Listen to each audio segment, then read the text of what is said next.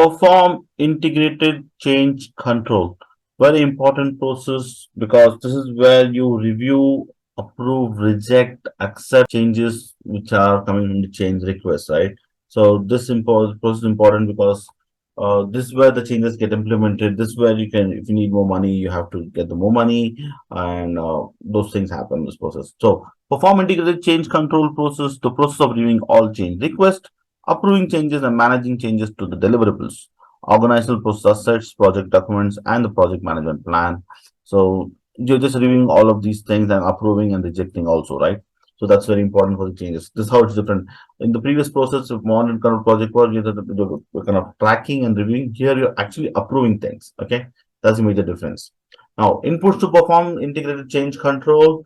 So again, go back, look to the project management plan, change management plan, like how do you approve, reject changes, what are the thresholds. This is the new addition compared to the previous process of monitoring controlling project work. Configuration management plan, see how are what are the different configurations, what are the updates are going to do to the old version, right? You have to check on that. Are there any dependencies? If you are having multiple releases, agile release trainers there, you have to look a lot into the CI/CD planning. So all of those have to be taken care. So that's why you need configuration management plan as an input. Scope baseline.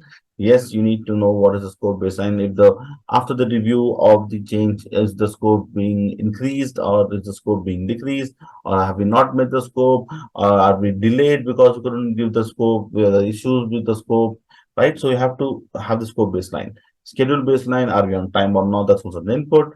Cost baseline, are we running short on budget? Schedule variance, cost variance, performance indexes from the monitoring control process. All of this will become an input. Project documents will also be an input. Basis of estimates, requirements and matrix. So these are documents. Risk report will be an input. Work performance reports will be an input. Change request. All of these documents will be an input. Okay. So the work performance report will help the chain management, chain advisory board to kind of take a decision. Should they approve the change or not? Right. The risk report also becomes an input. Requirement matrix helps you with the requirements, origin, objective, and the owner of the requirement. Change request and enterprise environment factors. So these are the inputs to perform integrated change control.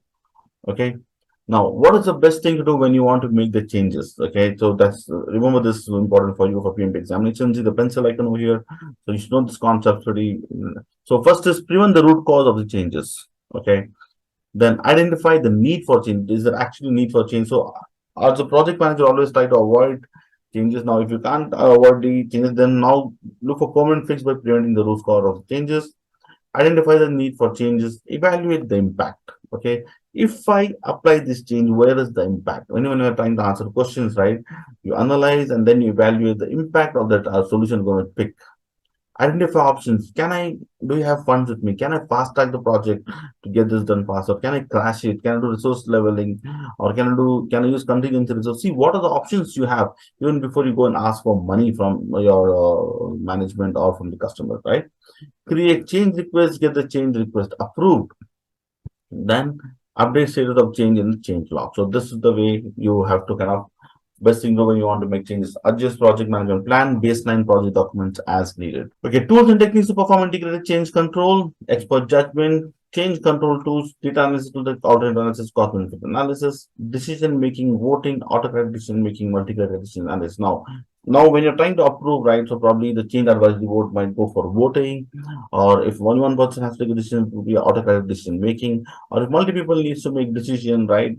And you want to see multiple criteria. Okay, is the cost getting impacted?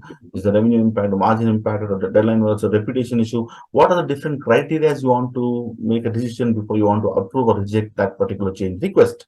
Then you use multi-criteria decision analysis. Meetings as usual. So that's where the tools and techniques.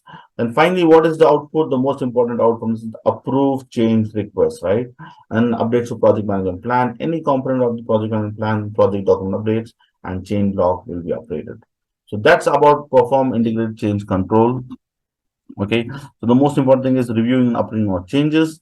Different tools and techniques spoke about. So you use the work performance reports as an inputs over here, and then you kind of start working on that, right? So that's about performing change control. In the next video, I'll talk to you about closed project. Okay. Thank you for watching my video. This is Aham Faraz. I wish you all the best for your examination. Please do like, share, and subscribe for more videos. Bye bye.